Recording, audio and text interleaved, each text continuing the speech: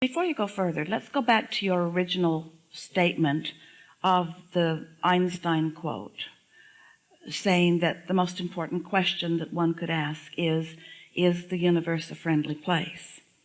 And your conclusion is no.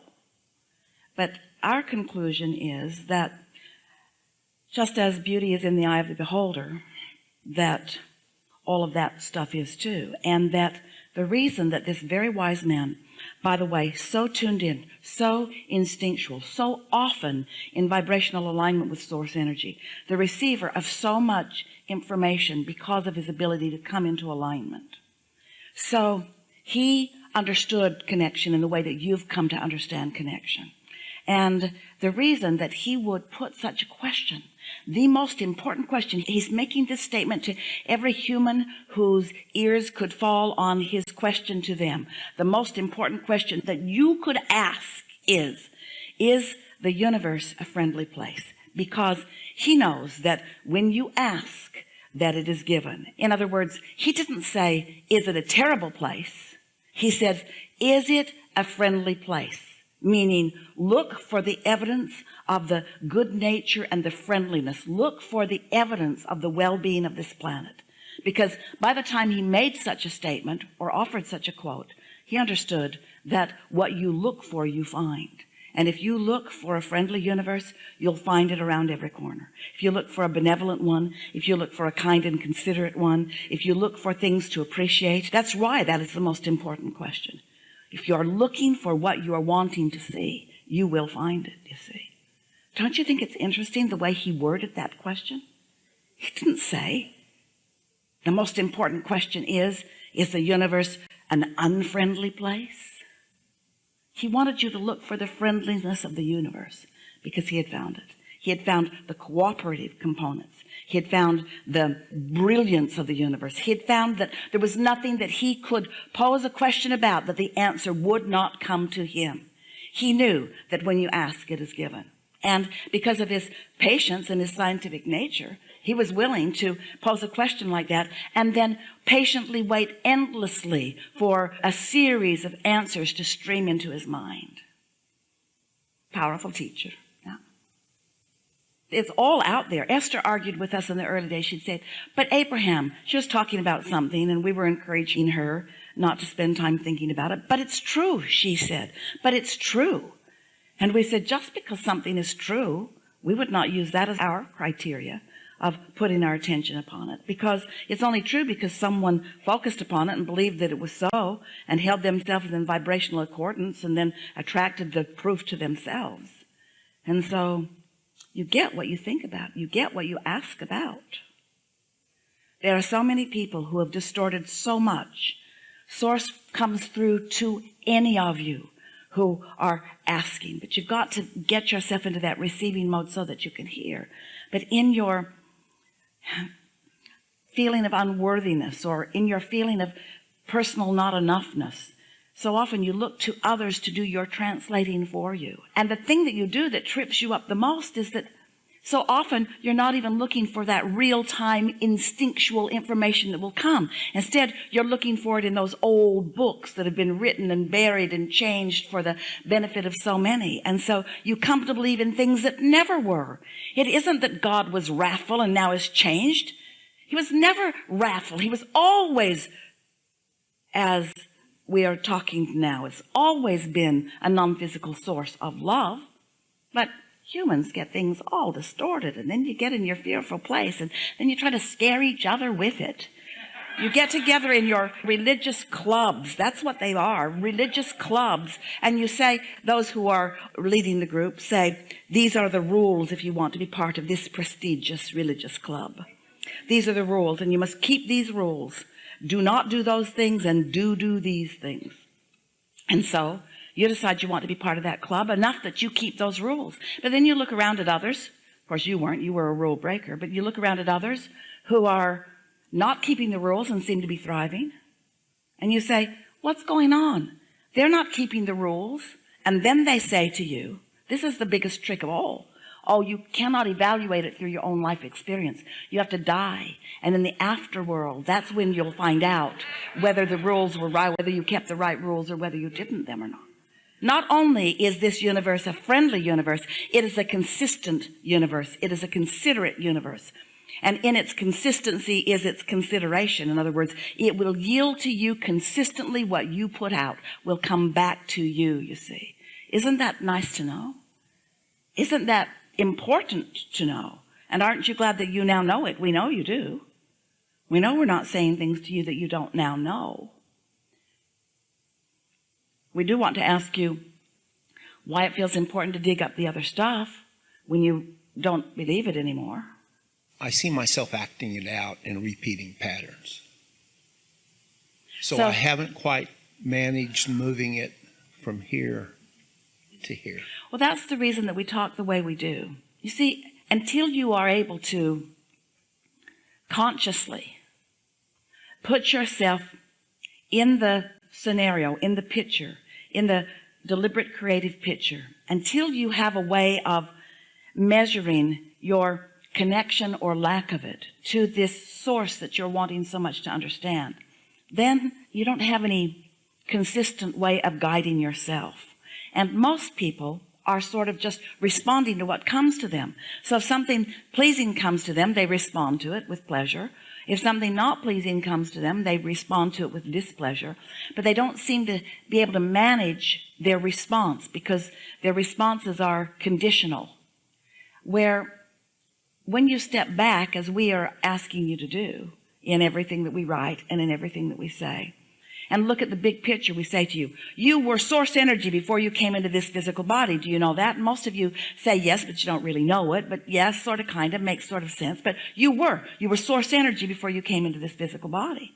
And while that consciousness that you know as your personality came into you, that larger part of you still remains not physically focused. Did you know that?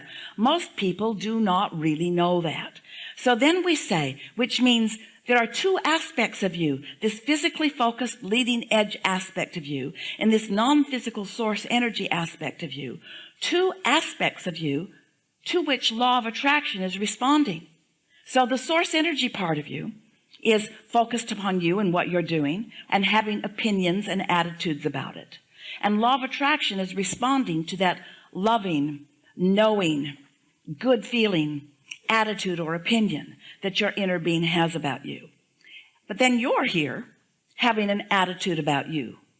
And law of attraction is responding to you, to the vibrational attitude that you have about you. So there are these competing attitudes or points of attraction that are going on.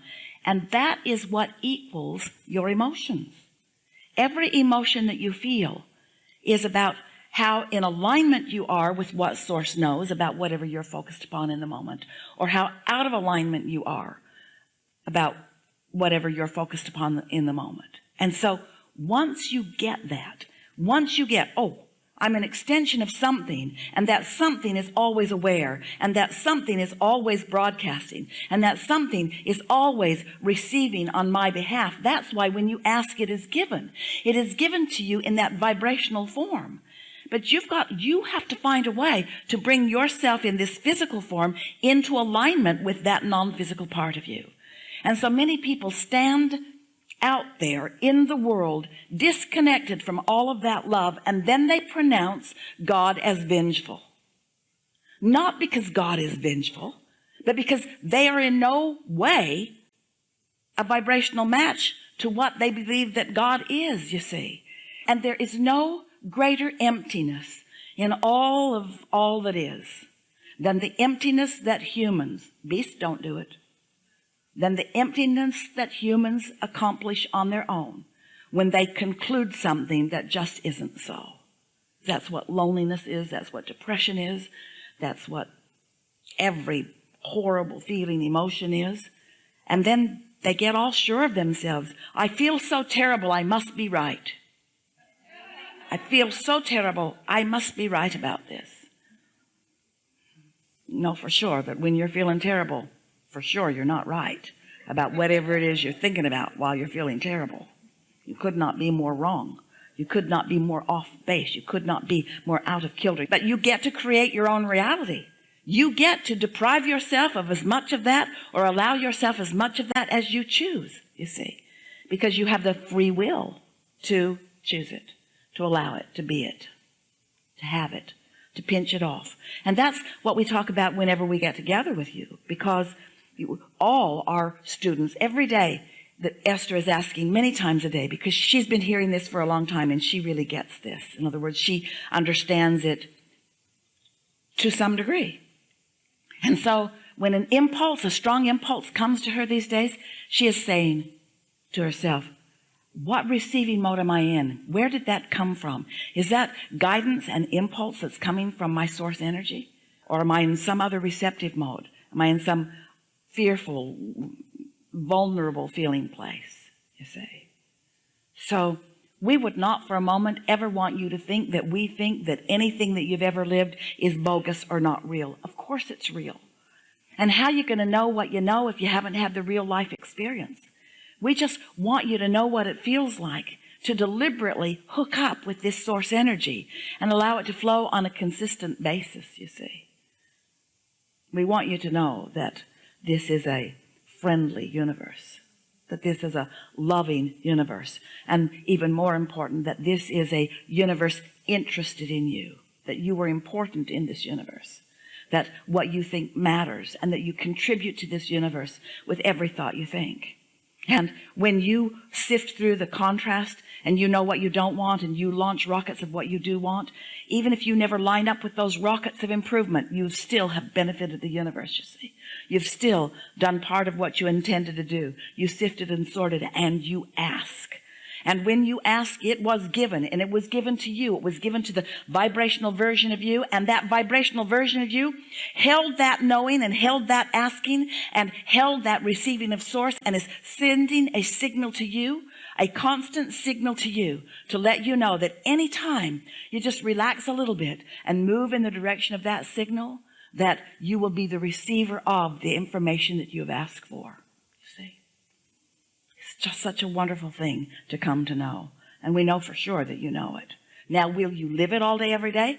Hell no.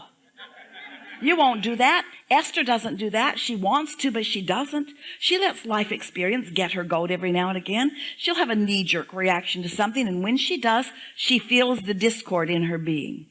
And she will laugh when that discord is there, and she will say, I know, I'm pinching myself off from all of the well-being of all of the universe, but I can't help it right now because this really made me mad. It's all right, because in that, you're asking for more. Just make more lists of positive aspects and look for more reasons to appreciate. And find a time every day to quiet your mind so that your vibrational beingness will find that equivalency to the source within you. And then benefit from all of the lovely questions that this life experience has caused you to ask. Helpful? Yeah. You're doing really well. We enjoyed this a lot. Yeah.